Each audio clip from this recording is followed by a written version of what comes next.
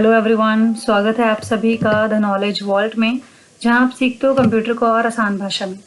तो आज के इस वीडियो में हम सीखने वाले हैं एमएस वर्ड में होम टैब का यूज़ करना। यस, एमएस वर्ड के अंदर होम टैब का यूज़ करना। आप किसी भी फाइल को क्रिएट करते हैं, किसी डॉक्यूमेंट को प्रिपेयर करते हैं, तो होम टैब में बहुत सारे ऑप्शंस का यूज़ करके आप अपनी फाइल को क्रिएट कर सकते हैं। तो देखिए, सबसे पहले हमने यहाँ पे एमएस वर्ड स्टार्ट करा। अब ये जो पेज है एकदम ब्लैंक है, तो आप यहाँ पर रैंड कमांड का यूज़ करेंगे। यस, रैंड यानी कि रैंडम। शिफ्ट के साथ ब्रैकेट ओपन ब्रैकेट क्लोज और एंटर। तो रैंडम कमांड का यूज़ करके आप अपने पैराग्राफ को इंसर्ट कर सकते हैं। तो ये एक पैराग्राफ होता है जो मेनली प्रैक्टिस के लिए यूज़ होता है। तो आप वर्ड पर काम कर रहे हैं और रफली आपको कोई कंटेंट लेकर आना है या पैराग्राफ लेकर आना है, तो आप यूज़ करें equals to RAND, rand. Shift के साथ ब्रैकेट ओपन ब्रैकेट क्लोज। जी हाँ, इस कमांड का यूज़ करके आप अपने पैराग्राफ को इंसर्ट कर सकते हैं। तो देखिए, सबसे पहले यहाँ पर हम स्टार्ट करते हैं, तो फॉन्ट का साइज थोड़ा सा इंक्रीज करते हैं, Ctrl A करते हैं, सेलेक्ट ऑल होगा और यहाँ पर थोड़ा सा फॉन्ट का साइज हमने चेंज करा। तो देखिए, इन्हीं सारे ऑप्शंस का यूज़ करना हम आज सीखेंगे कि वर्ड पर कैसे आप इन सारे ऑप्शंस का यूज़ करके होम टैब का काम कर सकते हैं। सबसे पहले आपको पैराग्राफ को सिलेक्शन करना है। तो देखिए, यहाँ पर आता है बी से बोल्ड डार्क करने के लिए। यस, बी से बोल्ड ऑफ द टेक्स्ट। आप वर्ड पर काम कर रहे हैं, किसी भी हेडिंग को डार्क करना चाहते हैं, बोल्ड करना चाहते हैं, तो आप इसका यूज़ करें। ठीक, इसके बाद देखिए यहाँ पर आता है आई से इटैलिक। तो ये इटैलिक करने के लिए आपका जो टेक्स्ट है, उस हेडिंग है, उसको ये इटैलिक में कन्वर्ट करता है। आई से इटैलिक ऑफ द टेक्स्ट। और इसी के बाद देखिए यहाँ पर आता है you for underline. Yes, you का यूज़ करके आप अंडरलाइन का यूज़ करते हैं। तो बी से बोल्ड ऑफ द टेक्स्ट होता है, आई से इटैलिक ऑफ द टेक्स्ट होता है एंड यू से अंडरलाइन ऑफ द टेक्स्ट होता है। तो जितना एरिया आप सिलेक्ट करते हैं, आप उसी एरिया पर ये चेंजेस कर सकते हैं। यहाँ पर देखिए, हमारे पास ये पूरा ही पैराग्राफ है आपके सामने। सबसे पहले अपने पैराग्राफ को सिलेक्शन करें।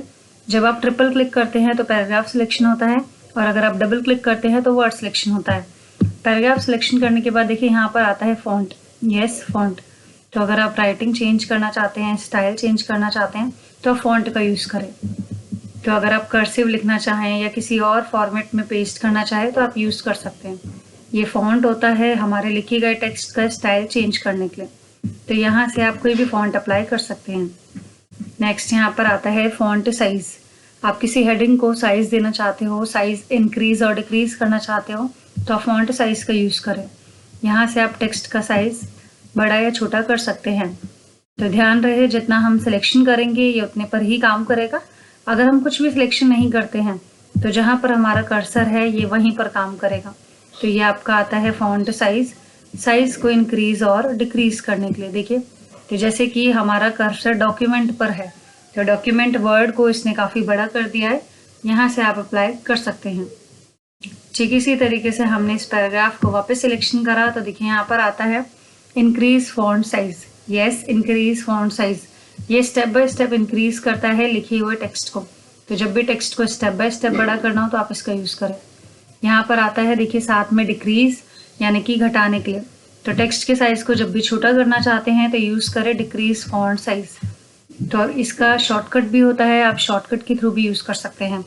Control plus square bracket. Yes, control के साथ स्क्वायर ब्रैकेट इंक्रीज करने के लिए, और ठीक उसी नेक्स्ट स्क्वायर ब्रैकेट का यूज़ करके आप डिक्रीज कर सकते हैं। तो यहाँ पर ये ऑप्शन आता है आपका increase font and decrease font size. तो इनका यूज़ करके आप हेडिंग को बड़ा या छोटा कर सकते हैं। अब यहाँ पर देखिए, हमने वापस से इस लाइन को सिलेक्ट करा, थोड़ा सा ये सेंटेंस सेलेक्ट करा। तो देखिए यहाँ पर आता है स्ट्राइक थ्रू। जब भी किसी रॉन्ग वर्ड को आप कट करना चाहते हैं, किसी रॉन्ग वर्ड को शो करना चाहते हैं, तो स्ट्राइक थ्रू का यूज़ करें। किसी भी रॉन्ग वर्ड को कट करने के लिए हम इसका यूज़ करते हैं। अब देखिए, नेक्स्ट हमने यहाँ पे वापस से सिलेक्शन करा इस पैराग्राफ को नीचे, तो आप ट्रिपल क्लिक करके पैराग्राफ को सिलेक्शन कर सकते हैं। तो देखिए यहाँ पर आता है टेक्स्ट इफेक्ट।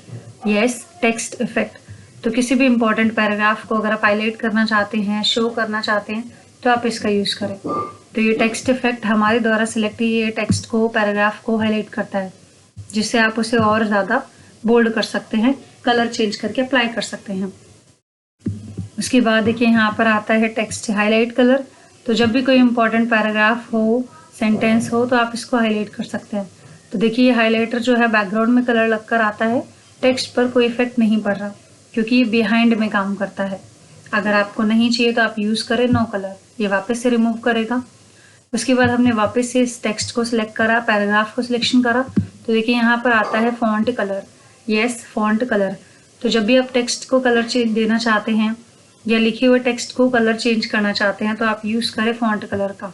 तो लाइक आप कोई प्रेजेंटेशन बना रहे हैं, आप कोई प्रोजेक्ट टाइप कर रहे हैं, तो फॉन्ट कलर का यूज़ करके आप टेक्स्ट का कलर चेंज कर सकते हैं।